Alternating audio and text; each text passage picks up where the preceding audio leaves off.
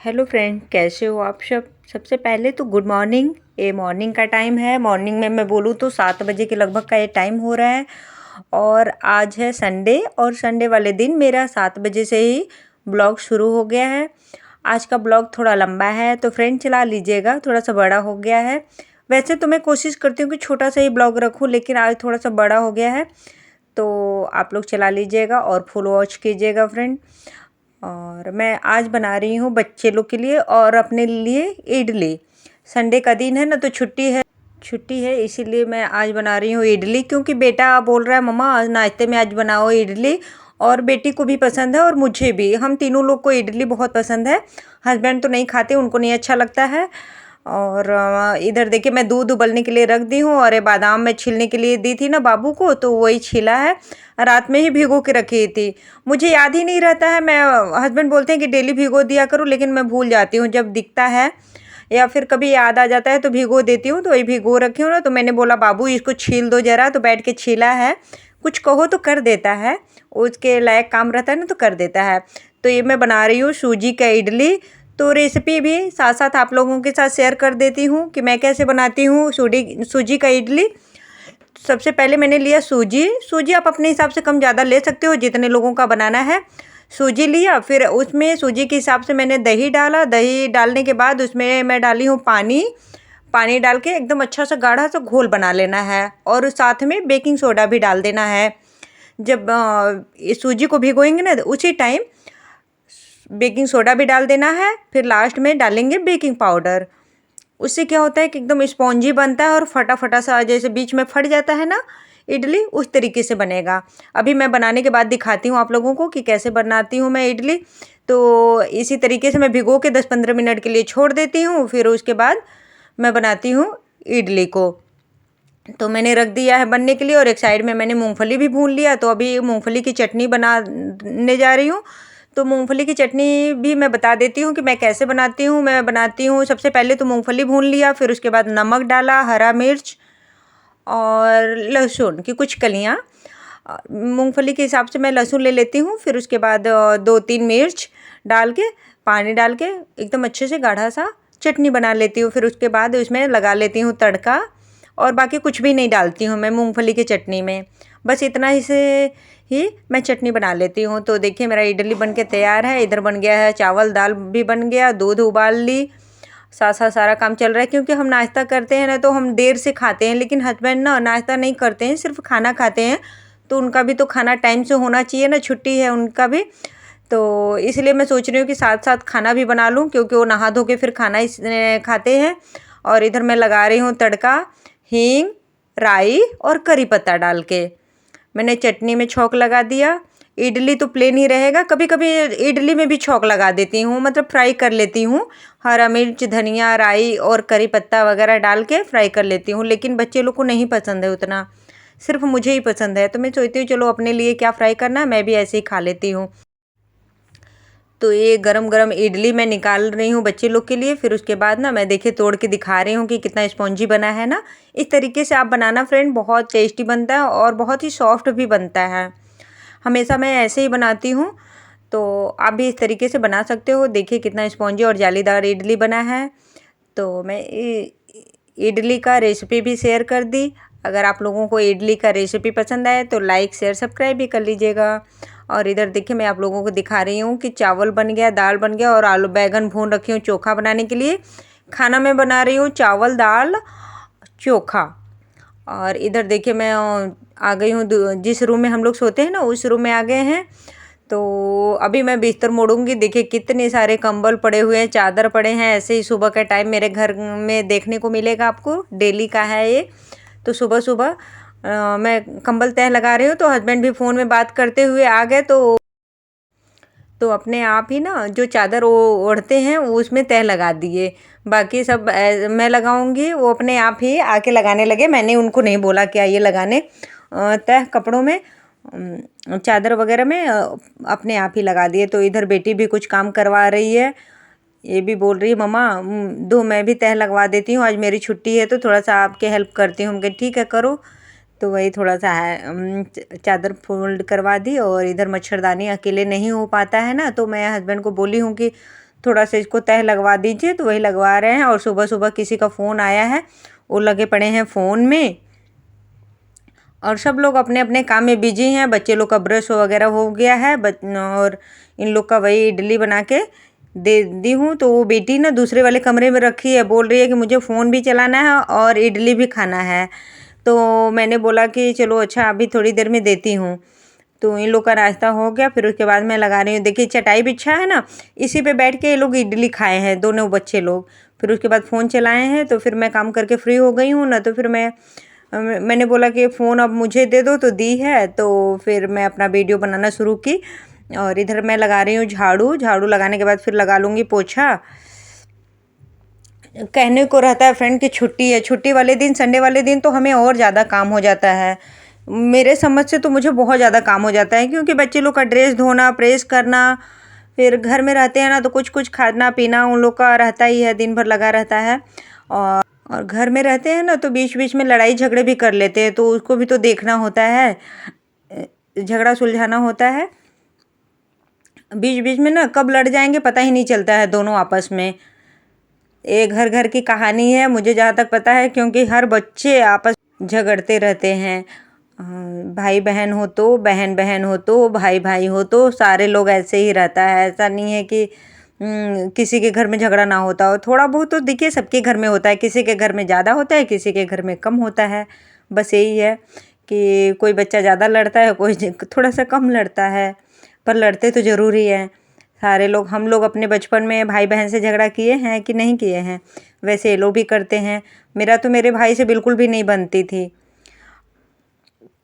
और अभी देखिए मैं नहा वाली हूँ, आ गई हूँ किचन में, झाड़ू पोछा हो गया, कपड़े धो के नहा ली हूँ। और इधर मैं बना रही हूँ चोखा। नहाने के पहले ही ना खाना तो बन ही चुका था, आपने देखा ही। चावल दाल सब्जी, सॉरी चावल दाल बना ली हूँ, दूध भी उबाल ली हूँ। और इधर मैं बना ली हूँ चटनी। चटनी हम लोग का नाश्ता हो गया है, फिर हस्बैंड का खाना की तैयारी कर रही हूँ कि इनको लगी है भूख। ये नहा धो लिए हैं ना, तो बोल रहे हैं कि खाना निकालो मेरे लिए। तो सिर्फ चावल दाल और चटनी और चोखा बनाई हूँ, रोटी नहीं बनाई हूँ, क्योंकि बच्चे लोग भी मना कर दिए कि हम लोगों को रोटी आज नहीं खाना है। हस्बैंड भी मना कर दिए कि चावल दाल चोखा के साथ रोटी अच्छा नहीं लगता है, मुझे मेरे लिए भी मत बनाना। तो फिर मैं रोटी ही नहीं बनाई आज। तो अभी ना क्या कर रही हूँ कि प्याज, हरा मिर्च और लहसुन की कुछ कलियाँ और धनिया सब चॉपर में डाल के इसको चॉप करके चोखा में मिलाऊंगी। क्योंकि चोखा में ना मुझे प्याज मिलाया हुआ बहुत ज़्यादा टेस्टी लगता है। मैं हमेशा चोखा में प्याज मिलाती हूँ।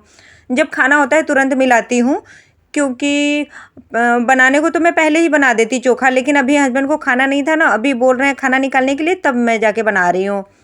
क्योंकि प्याज डाल दो ना तो थोड़ी सी स्मेल सी आने लगती है, इसलिए तुरंत का तुरंत बनाती हूँ और सबको खाना देती हूँ। ऐसे ही करती हूँ चोखा बनाती हूँ तो। अगर प्याज कभी कभार नहीं डाली तो पहले ही बना के रख लेती हूँ। तो प्याज नहीं डालो तो कोई दिक्कत नहीं रहता है। तेल और नमक, हरा मिर्च, धनिया और लहसुन, ये सब डाल के चोखा बना ली हूँ। इसी तरीके से मैं चोखा बनाती हूँ। तो हस्बैंड खाना खा रहे हैं और ये मैं प्याज का छिलका हटा दूँगी। फिर उसके बाद ना बेटी है, तो बेटी अभी बोल रही है कि मुझे खाना भी नहीं खाना है, तो मैं उसके लिए दूध निकाल रही हूँ। वो दूध पिएगी, फिर थोड़ी देर में खाना खा लेगी। और इधर मैं निकाल रही हूँ अपने लिए और बाबू के लिए खाना। बाबू से मैं पूछी खाना खाओगे, तो बोला कि हाँ मुझे भी खाना खाना है। तो मैं अपने में ही उसको भी खिला दूँगी। मेरे साथ ही खाना खा लेता है, कई बार अलग दे देती हूँ। वो टाइम के ऊपर है कि टाइम अगर मुझे मिलता है तो मैं भी साथ में खा लेती हूँ, नहीं तो अगर मैं नहाई नहीं रहती हूँ ना तो फिर उसे ही मिला के दे देती हूँ। उसके पापा खिला देते हैं, या तो फिर चम्मच से भी खा लेता है। थोड़ा बहुत तो खाने आता ही है, सब्जी रोटी वगैरह खा लेता है, बस चावल दाल का थोड़ा सा दिक्कत है उसको। तो इधर देखिए मैंने अपना थाली लगा लिया है, चावल दाल चोखा और चटनी। किसको किसको पसंद है कमेंट करके बताना फ्रेंड। फिर मैं ना खाना खाने के बाद सो गई, सो के उठी हूँ। तो अभी बज रहे हैं 4 बजे का टाइम हो रहा है। तो मैं आ गई हूँ कपड़े उठाने, क्योंकि थोड़ी देर में धूप भी चली जाती है बालकनी में से और ओस सा लगने लगता है, ठंडा पड़ जाता है कपड़ा, इसलिए मैं उठा लेती हूँ 4 बजे के पहले ही। तो मैं सो गई, इसलिए थोड़ा लेट हो गया। कपड़े वगैरह से सूख गए हैं, और दूसरे वाले बालकनी में भी कपड़ा है, तो उसको भी उठा लूँगी, फिर लगा लूँगी तह।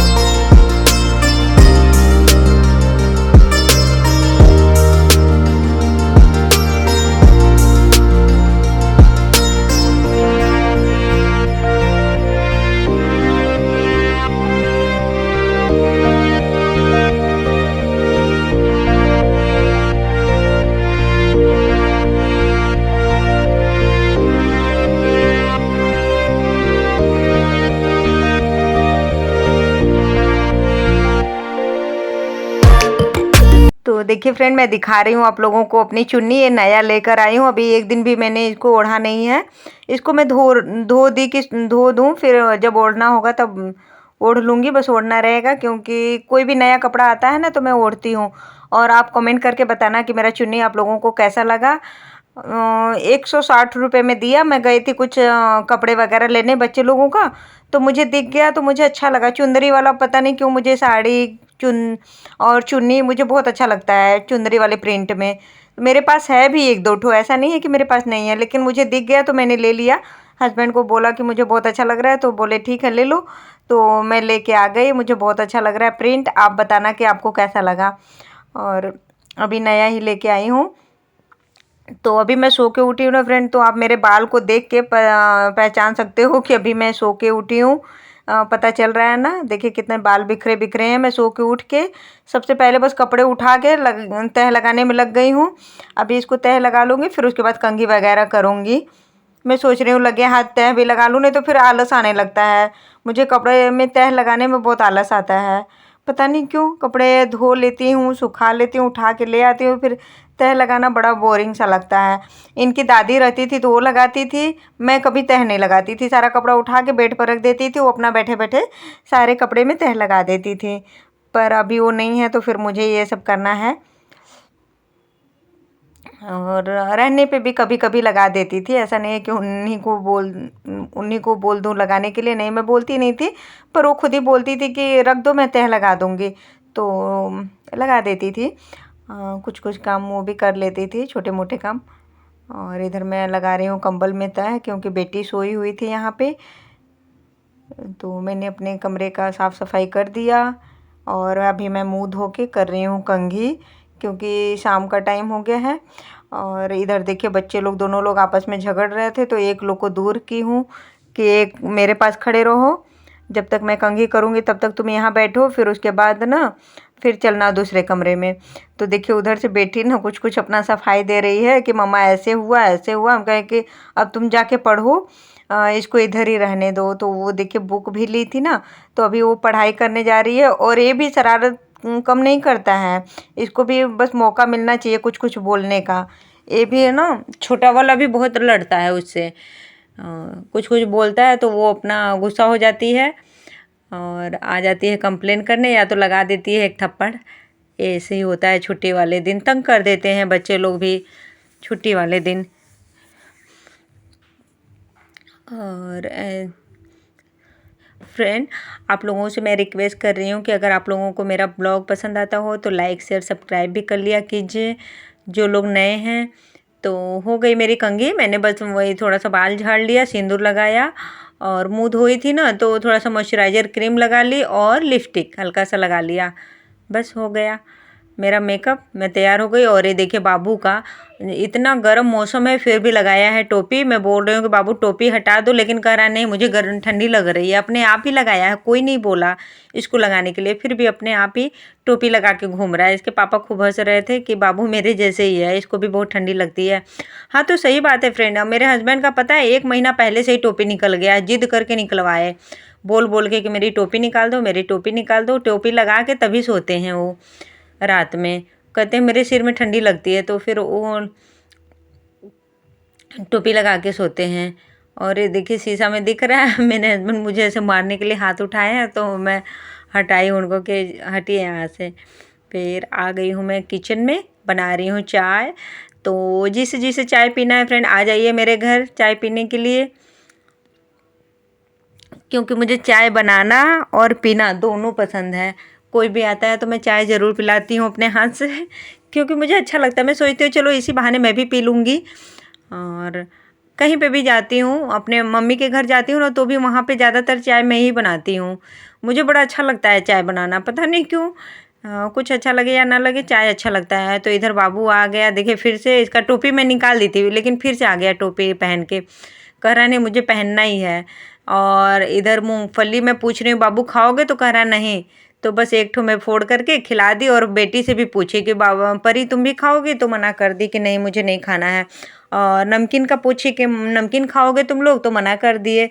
फिर बाबू आया दोबारा, कह रहा नमकीन मुझे खाना है।